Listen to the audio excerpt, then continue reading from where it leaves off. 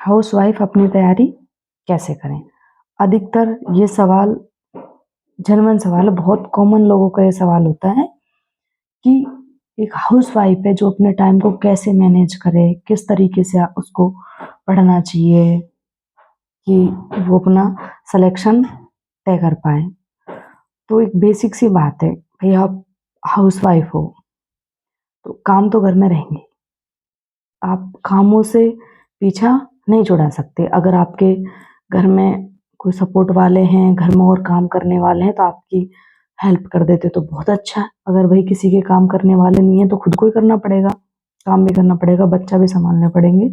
तो आप एक फिक्स टाइम टेबल तो आपका बना नहीं सकते। तो आप उनके लिए बेस्ट है कि आजकल संसाधनों की कमी नहीं है।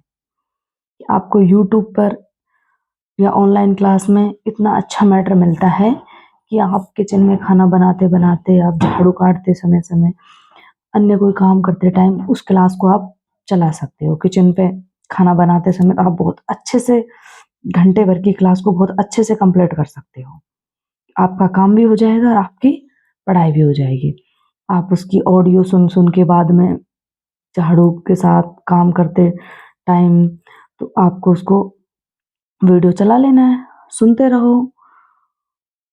तो आप कर सकती हैं, ऐसा नहीं है कि हाउसवाइफ कहते नहीं तुम स्त्री हो, संघर्ष से मत डरो।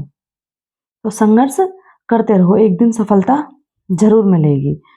ऐसा नहीं है कि आप बहुत मजबूत हो। अब घर के कामों से डरना नहीं कि घर के काम हैं, हम पढ़ाई कैसे करें? घर के काम तो रहेंगे। अब ये आपको तय करना है कि घर के कामों के चक्कर में आपको पढ़ाई नहीं करनी, अपने सपने पूरे नहीं करने या उसी के साथ कॉम्प्रोमाइज़ करके आपको आगे बढ़ना है। बेस्ट है कि आपको उस काम को एक पॉजिटिविटी के रूप में लेके आप अपना काम जल्दी से जल्दी खत्म करके आप स्टडी के लिए देखो टाइम तो आपको निकालना पड़ेगा। तो स्टडी के लिए टाइम निकाल के काम के साथ भी आप जो आपने पढ़ा है उसको गुनगुनाते रहिए, रिवीजन करते रहिए।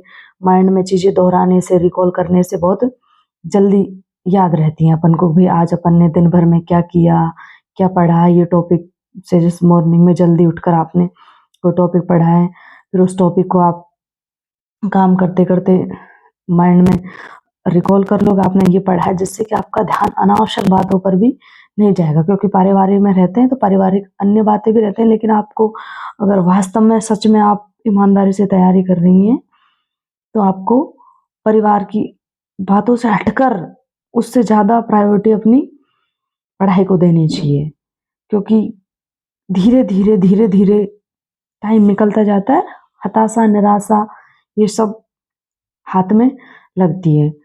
तो अपने आप को झोंक देना चाहिए एक बार में क्योंकि बार-बार मौका मिले या नहीं मिले, तो एक बार में आपको झोंक देना चाहिए कि खूब मेहनत करना है, जितना हो उसमें एक पॉजिटिविटी के साथ करना है। यानी कि शाम को आप 8-9 बजे फ्री हो जाने के बाद में 2-3 घंटे शाम को निकाल सकते हो, दोपहर में निकाल सकते हो, सुबह अर्ली मॉर्निंग उठकर निकाल सकते हो और ऑनलाइन से तो आप कंटिन्यू खाना बनाते टाइम भी आप कोई क्लास ले रहे हो, अन्य कोई काम कर रहे हो, कोई क्वेश्चन सीरीज चला ली, पढ़ाई के टॉपिक को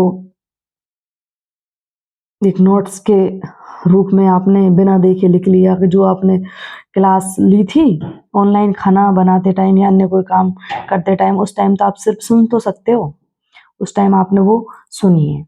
तो सुनने के बाद आपको कितना याद रहा है, कोशिश करो कि आप उसके नोट्स बनाओ, जिससे कि आपके दिमाग की एक क्षमता बढ़े क्योंकि आप पढ़ोगे तो एक ध्यान में रहेगा कि अरे इसमें से मुझे बाद में अपने नोट्स बनाने लिखना है, ध्यान से दिमाग का ध्यान वहीं पे जाएगा क्योंकि आपको बिना देखे फिर उसको लिखना भी तो है कि आप कितना पढ़ा उसमें से आपको कितना याद रहा और आप कितना लिख पाओगे। तो ऐसा आप लगातार अभ्यास करते रहोगे तो एक दिन ज़रूर आपकी वो चीज़ हैबिट में आ जाएगी और आपको घर का काम और पढ़ाई दोनों के बीच में आप बहुत अच्छे से सामंजस्य स्थापित कर पाओगे। ऑल द बेस्ट, लगे रहिए।